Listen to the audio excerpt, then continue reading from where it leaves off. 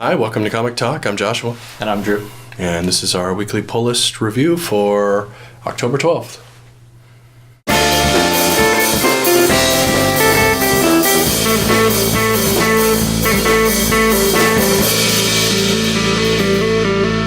Before we get into the review, we had some sort of technical issue. So the episode that we promised for earlier this week it just doesn't... It's just gone. Exist. It's not a thing. I have no idea. We shot it. Yeah. It was a thing. But it's not anymore. It's not anymore. So we have to do another thing that was that thing. So we'll do that thing a second time. We'll have a Mark II version for you in the weeks to come. It's because Apple. That's why. This week we have 7 titles, so we better get to it. We have Reborn. This is number 1 issue by Millar and Capullo. We have another Millar title. This is Jupiter's Legacy number 2 with Frank Quietly on the art. This is issue number 4. We have The Fix number 6. Haha! Yeah. Daredevil number 12. Moon Knight number 7. Power Man and Iron Fist number 9. And last but not least, we'll go over to DC's Young Animal pop-up imprint for Doom Patrol number 2. So let's start off talking about the new kid on the block here. This is Mark Millar and Greg Capullo's Reborn number 1. In the beginning, we have an old lady preparing for death. And then at the end, we have space people with barbarians fighting monster things. My initial impression of this is I like everything he does until the point where we get to where the series is actually going to be focused on. Well, but I think that's probably a good move as far as establishing the tone and everything.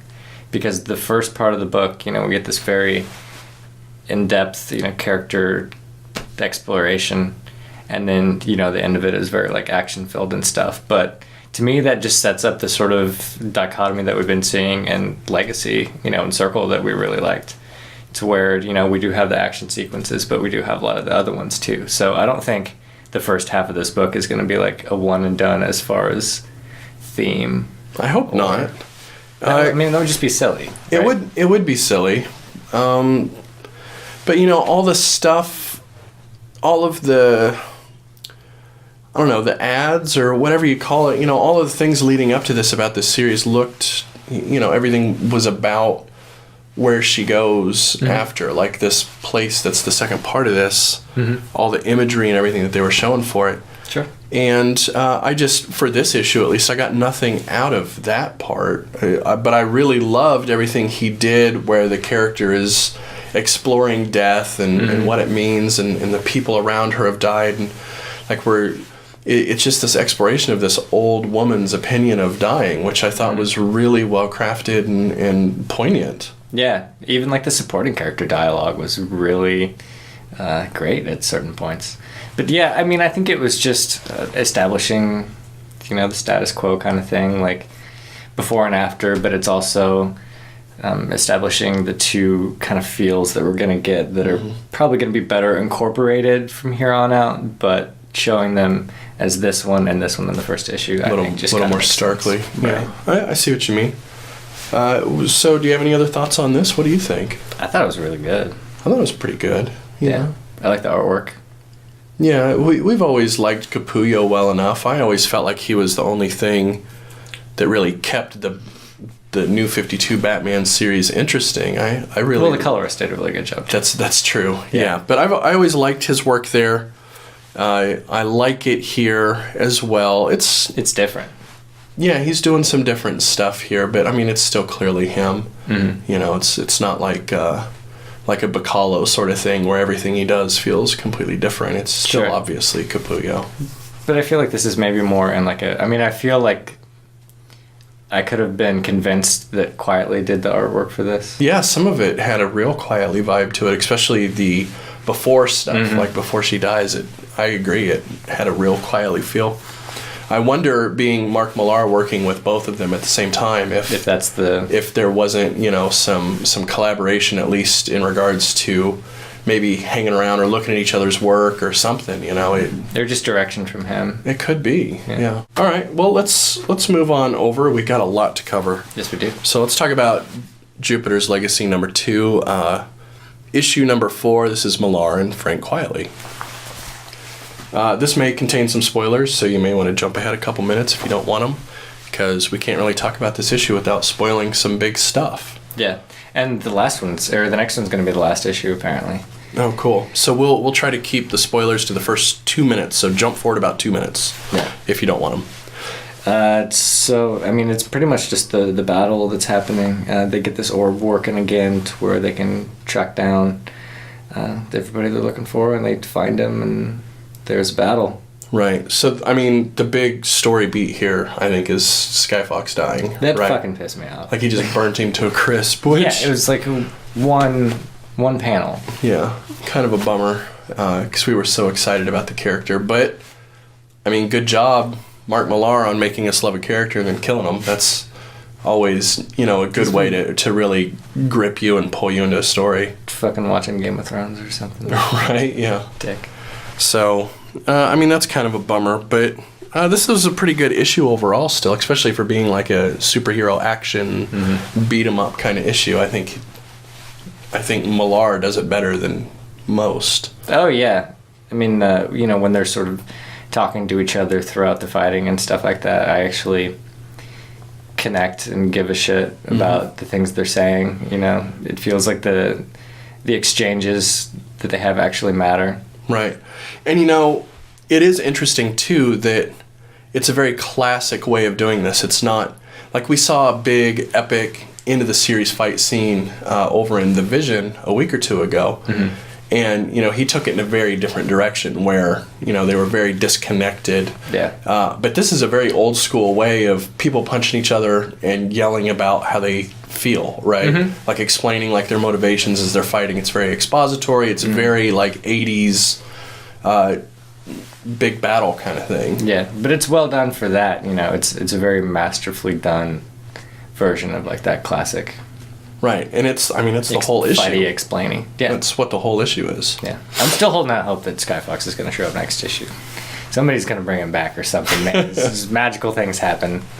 Well, you know, he still could, or somebody still could, write a Skyfox story that's set somewhere in the middle of all, you know. Yeah.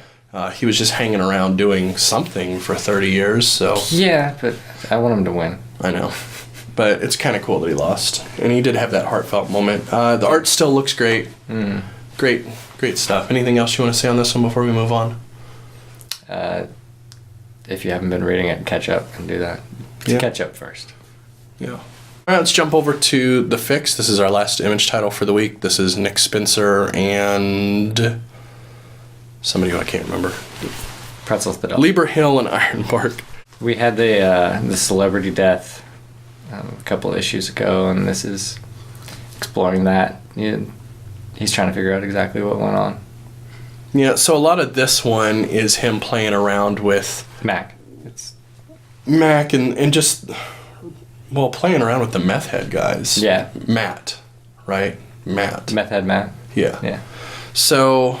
a lot of the jokes here are partially jokes, but it's also just playing on the idea that, like, being a meth head doesn't just automatically make you, like, incapable of, like, thought, or, you know what I mean? Like, it fucks with people, and it fucks up their motivations and why they do things, but, I mean, they're still inherently who they are, right? Like, right. It doesn't completely just take you away. And so we get a lot of that in here, and a lot of jokes are based around this idea that these meth heads, and especially meth head Matt, they're still people with, you know, he's pretty witty, and he's got his stuff together in regards to, like, how he feels about the world and, like, where he'll take his stances, you know.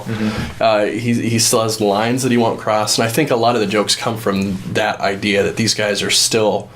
you know, reasonable people.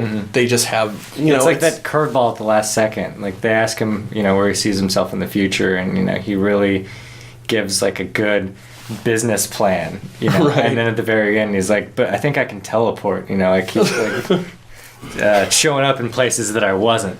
Right. You know? Like, he just can't put things quite sequentially together. Yeah.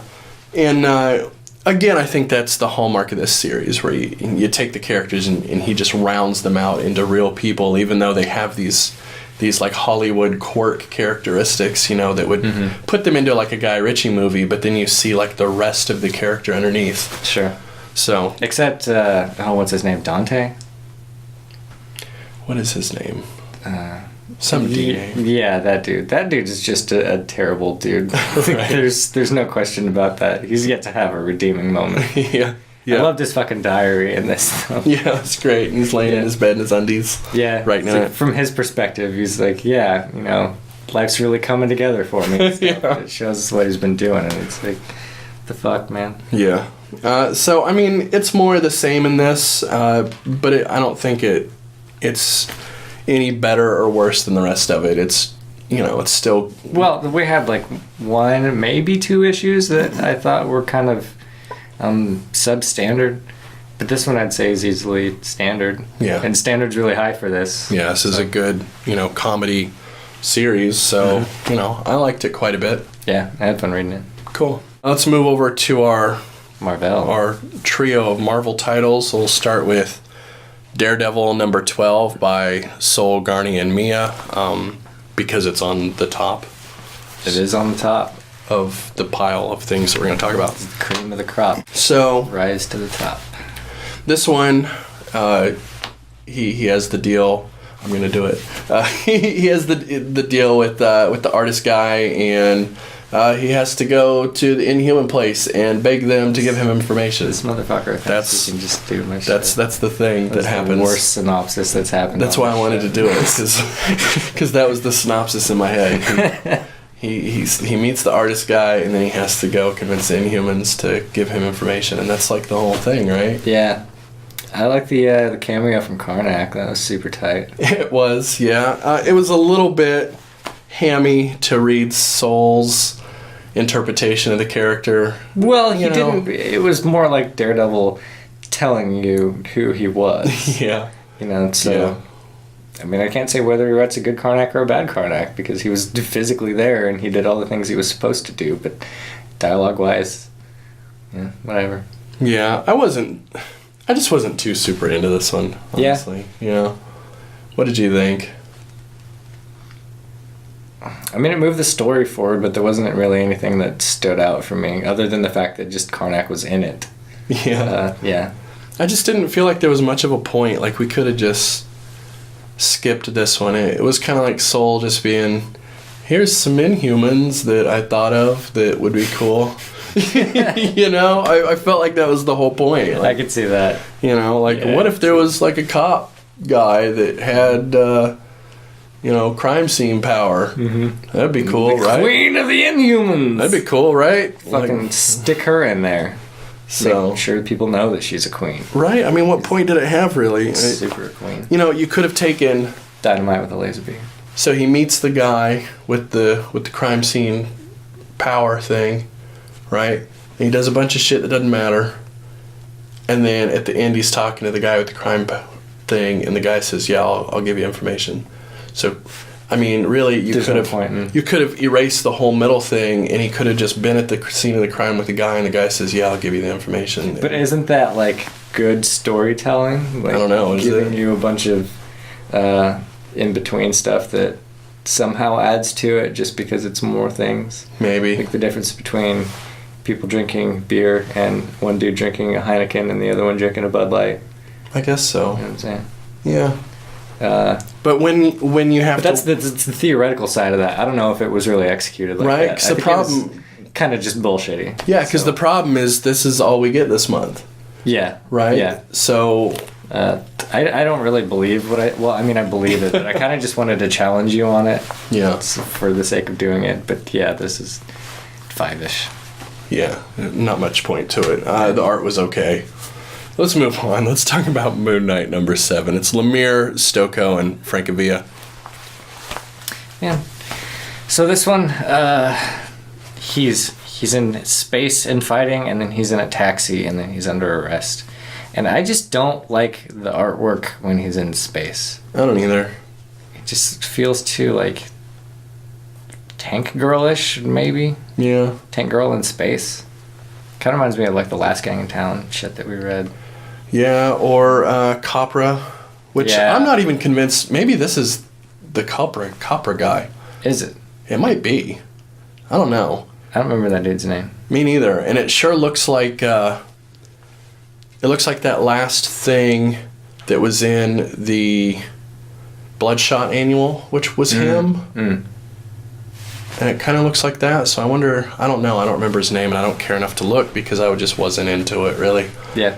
And story-wise, it just seems weird for the sake of weird to me at this point. Yeah. I mean, again, Smallwood's coming back on like 9 or 10 or something like that. And, you know, they had this idea for the middle kind of storyline to be like a different artist for different personalities, and it accomplishes that. But yeah, I can't see that we're actually moving in a direction anymore, and that kind of bothers me. Agreed. It seems completely unnecessary. Yeah, the first story arc, we had very definite plot points, and you know there was a sequence of events, and you know even though he was like crazy as shit, it was like he was always progressing on these like separate journeys that were like somehow the same journey. Right. But this is just like, it seems like a complete diversion. Yeah. Right. Yeah, I agree. And the writing just wasn't that strong on this one. I don't know, man. It just seemed kind of pointless. I like the artwork of his other personality. Me too. That's cool. Yeah, Francavilla's stuff. I always like Francavilla. He just always does neat stuff, but that's about it. Yeah. Yeah. Kind of a bummer, because this has been really cool, and this one just wasn't very cool. Let's move on. Let's talk about Power Man and Iron Fist number 9. This is Walker Green, Flaviano, and Rausch, I think. Yeah. So this is the last of the Civil War II issues. Thank God. Yeah, right. Yeah, and I mean that's kind of it. Like there's a big prison fight scene, and then they walk away and talk about it for a little bit. Yeah, this is one of those where I feel like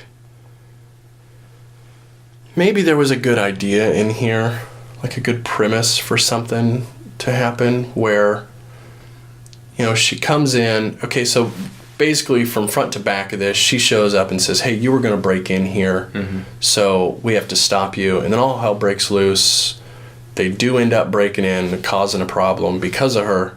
But then in the end, I like the ending where he says, you know what, I think maybe I was going to break in. Like, even though, like, he stood up and was like, how dare you say I was going to do, you know, I mean, he was kind of in the wrong. Yeah.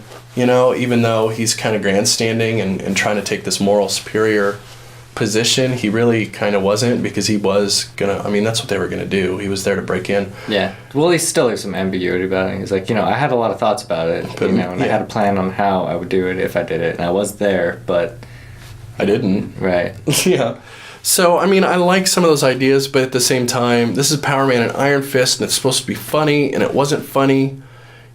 I mean, there was a couple of, like, chuckly moments, and it was just kind of a goddamn disaster, to be honest. Like, most of the pages were just, like, crammed full of bullshit. Like, all 3 of these Marvel titles this week feel just kind of like bullshit to me. Mm-hmm. I think maybe if we were reading, like, you know, Civil War proper or something like that, this may be good as like a little tie-in thing. You know, this is maybe something on the periphery that we would enjoy sort of in the wake of that.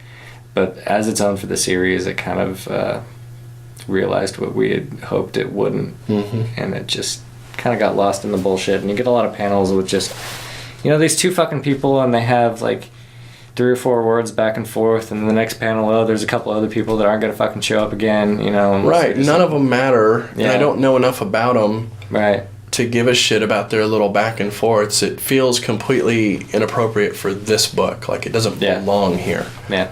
You know, it just takes away from the only few good moments we had, which, in my opinion, were when we got Senor Magico back in Gadget, right? And they had their little scene that was like, oh, this is cool, this is funny, it's a back and forth, I know these characters, and it's moving the plot forward. But then most of it's... Yeah, but, you know, most of it's just like the bullshit Civil War tie-in stuff that I hate Marvel for doing when they do just infinite tie-ins to garbage. You know, don't ruin my tasty stuff with like your McDonald's tie-in. You know, I don't want to go to a nice, you know, restaurant like a Puerto Rican.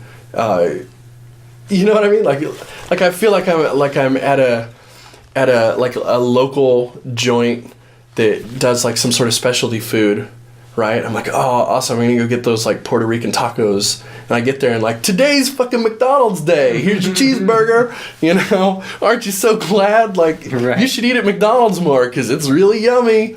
You know, I'm like, well, fuck you. I already know about McDonald's. I don't want to eat there. Yeah. You know what I mean? I came here for my Puerto Rican taco, you know? Yeah, sure.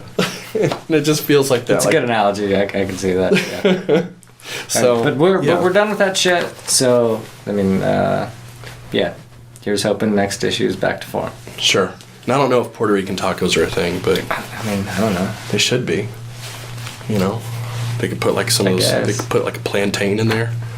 Isn't that a Puerto Rican thing? Yeah, I don't know if that'd be too much like carbs in a row though. I mean, because that'd be like corn carbs, and then like weird banana potato carbs. Right. And then and then pork. But there are some pretty good burritos with potatoes in them. Right.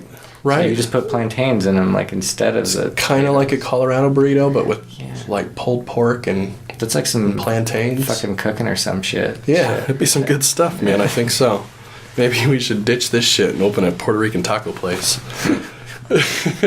All right, let's move on. Let's talk about Doom Patrol #2. This is DC's Young Animal pop-up imprint thing. I don't know why they're calling it a pop-up imprint. What does that mean? It makes me worried that it's like... Temporary, you know, like a pop-up store or a pop-up restaurant. Pop-up video, VH1. But man, this stuff's selling goods so far, I think. Like, it's getting a lot of critical acclaim. This is Gerard Way, Nick Darrington, and Tamra Bondvillain. Tamra Bondvillain. What's the name of the robot man? Robot man. But he gets called by like a normal person. Cliff. Yeah, Cliff comes together. And then I guess there's other Doom Patrol characters that know him, and you know they're like aware of each other now. Yeah, Larry Traynor. I mean, a bunch of weird shit happens. Yeah, a bunch of weird shit happens. That continues to be the case with this. The Niles Calder page is just as great as the last one. He just did a fucking hot air balloon taking off. Why? I don't know. What are you up to, Niles? Yeah, Robot Man gets put together, and then a bunch of like fucking weird geometry guys come after him, and he beats them up and calls them names, and and then what's her name, Carrie? Yeah. She gets fired or suspended, and meets Larry, and Larry takes her to some weird place. Man, she's got a little note in her tooth. That was great. Right? Good job. That was just a good job. Yeah, this shit continues to be crazy. I like it. Yeah. But, I mean, I can't give it, like, it's just fun trying to give a synopsis, I think, because you can't. Like, it doesn't, it's so, right now it feels like such a stream of consciousness kind of writing. But it feels like there's a thread that's going to bring it all together. There's cohesion to it, right? Like, in a weird way. Yeah, which makes it a lot of fun. Yeah, I enjoyed this a lot more than the last one, too, actually. Like, it's just, I don't know, man. I mean, reminiscent of Morrison, obviously, would be, you know, the first thing that comes to mind. But, I mean, it's a little bit different, too. It's maybe a little bit goofier than most of the stuff that I read from him, but, I mean, not in, like, a bad way. Yeah, well, I mean, Flex Mentallo, Man of Muscle Mystery, showing up kind of makes sense because this has more of that vibe. It has more of the later weird Invisibles, Morrison goofiness to it. Or it even reminds me a little bit of like Sea Guy, like just the really goofy, weird, out of control, like back brain kind of stuff that he likes. He did for a while. There was that stretch where he was just doing really like acid trippy goofball shit, and it seems like ways going more that route with this. But I mean, he's making it his own thing. I like it. I think it's a lot of fun to read, even though I have no goddamn idea what's going on. You know, just on a basic level, like, I don't even know, is this in DC proper? You know what I mean? Like, is Superman somewhere? Is there a Batman in Gotham City running around? I don't know. I mean... Because, like, I don't know if that'll affect... I mean, obviously, like, if they come around, that would affect things, but if they don't, I mean... But I just mean, like, I don't even know where to place this. Like, is this some other world where I can expect, like, non-DC like things to happen just in general, or is this localized to where these people exist? Like somehow do they cause this weirdness? Like Carrie, maybe, is she causing strangeness around her in the world? You know what I mean? Like, is it localized, or is this DC proper and it's just around her, or I don't know. You know what I mean? Yeah. We had the Gyro universe in the last one, right? Yeah, and there was like there was like that weird Zip dude, and the other guy, the trainer, was like convinced to almost get into a fight together, and then was that somewhere else? Was that like Negative World, and now he like ends up back in normal? Like, you know what I mean? Like, there's so many things that I just don't know what the fuck is happening, and if they're even in the same place. Or if this is going to be maybe some sort of romp into other dimensional things, or, you know, like parallel universes like Doom Patrol has done in the past, where... Sure. I think it's definitely headed in that direction. I mean, if not already there. But I think that the main through thread that we get right now is just the characters that we've established. And, you know, everything else is just kind of... I don't know, you just have to be really pragmatic about it. Right, right, yeah. Like, we're here now, so, alright. There's this is happening. Now's is in a fucking hot air balloon. Cool. Right.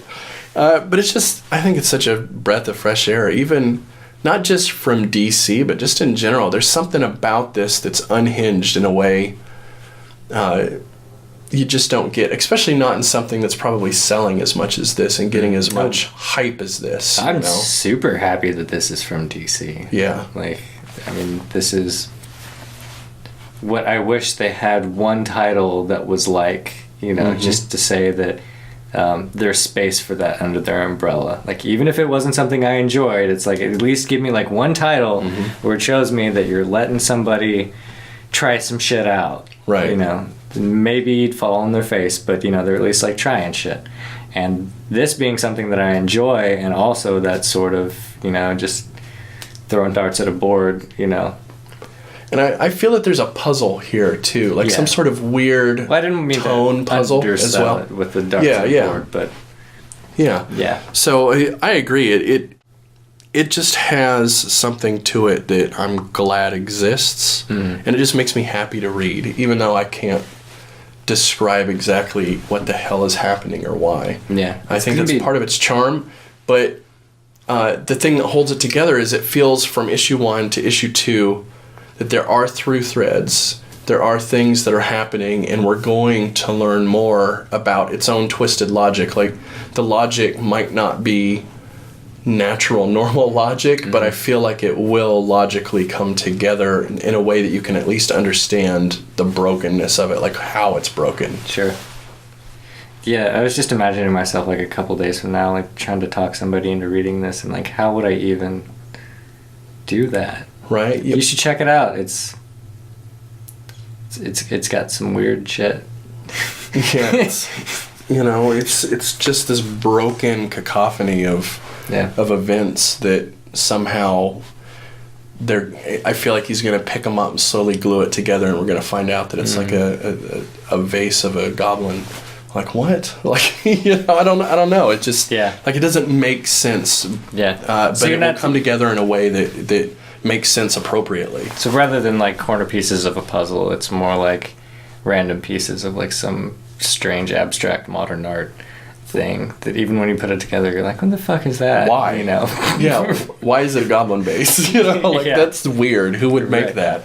Yeah, exactly. But there is a form. But it's still there. You can still see it when it's done, what it was. But it's just not sure that there's a good reason for it. But that's the fun of it, right? I want a goblin base now. Something really grotesque that I could put flowers in. Yeah. Yeah. Great. Mm-hmm. Cool. Well, that's all out of them. That's pretty much that. We're not a TV show, but usually when these big things come out, we at least spend a minute or two. Luke Cage, you're almost done. I'm done with it. Mm-hmm. I liked it. It's good. It's good. It's worth watching. Yeah. I really liked it overall. It's not the Luke Cage, we established that. It's not the Luke Cage that we're reading right now, nor I don't think a Luke Cage that we've read before, really. Yeah, well, I mean, it's kind of an early Luke Cage. It's the Luke Cage from, like, Alias, or, like, the early parts of New Avengers after Alias was done. It's Bendis's early work with Luke Cage, Kinda-ish. You know? Yeah. Ish, yeah. And yeah, my only criticism was that it seemed a little bit, like, monologue, preachy heavy, like, in the first few episodes. And then, yeah, we were upset that, spoiler, Cottonmouth gets taken out, like, halfway through. It's been a really fucking good show. Yeah. I really liked Cottonmouth. Diamondback's a little cheesy, but... Yeah, a little bit too straight line. Yeah. But overall, it's been good. I've liked a lot of it. I liked a lot of the imagery and the ideas behind it. So, cool. You know, if you're curious, that's what we think of it. No, you don't want to talk about it too much. You just want to say, hey, it's good. Go watch it. Yeah. Yeah, okay. Yeah. We can do that. We're not a TV show. I don't want to be the guys that talk about TV versions of comic things. Yeah, okay. So, that's all. You know. Otherwise, check back. We do this every week. Facebook, Twitter, I will not be available this weekend, so there may not be a middle thing between now and the next one of these. Unless you're a podcast listener, I will be putting up a few more from the archives episodes where we'll just some of my favorite things that we've done over the 100 and some issues of this that we've put out.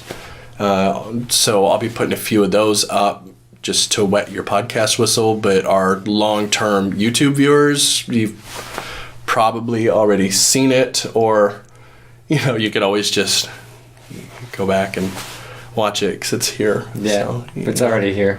You don't have to wait for shit. Just dig back in the playlists and you'll see it. But it'll be something new for the podcast people. That's all. Bye, I guess. I don't know. I guess bye. Perhaps there's a possibility of goodbye. Perhaps. 7 perhaps.